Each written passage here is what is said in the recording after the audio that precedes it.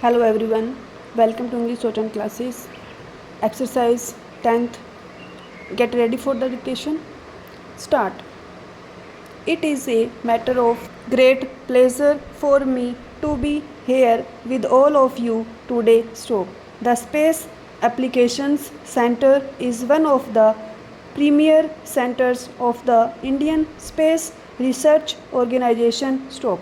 It is special because it is located in the city where Dr. Vikram Sarabhai, the father of our space program, was born. Stop. I also extend my greetings to the wider ISRO family who are participating in this event from across the country. Stop. Before coming here, I was particularly keen to meet the younger scientists at this center. I am delighted that I got this opportunity a short while ago. Stop. But I so has given me renewed confidence and hope. Stop. The young men and women whom I met represent the face of a young and resurgent India and the future of our country. Stop. They are privileged to belong to a rich legacy of Indian astronomy that goes back several centuries to Aryabhat and Bhaskar. Stop. The desire to probe the mysteries of nature and the universe is as old as the universe itself. Stop. It is this spirit of inquiry that has propelled humankind towards progress. Stop. This was understood very early on by our founding fathers, and they went out of their way to promote a scientific temper among our youth. Stop.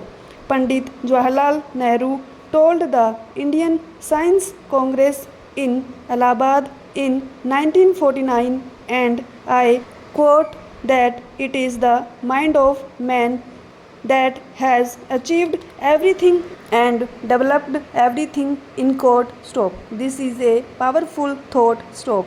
We were truly blessed not only to have enlightened leaders like Pandit Nehru but also men of vision like Dr. Vikram Sarabhai and Professor Satish Dhawan to guide our space program in its formative period. Stop. Ours is a space program that is unique on many counts. Stop.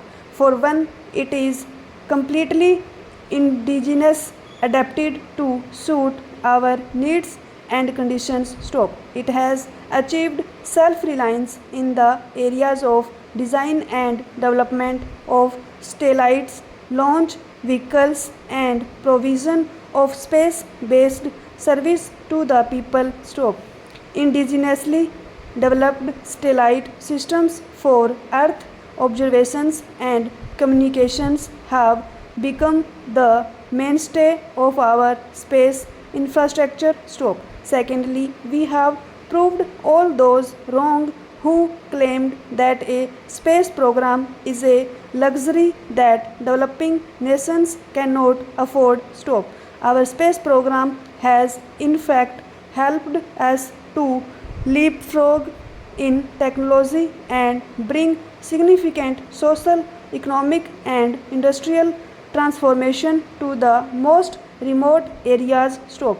With relatively modest financial outlays, we have put in place a space infrastructure that touches every aspect of an ordinary citizen's life. Stop.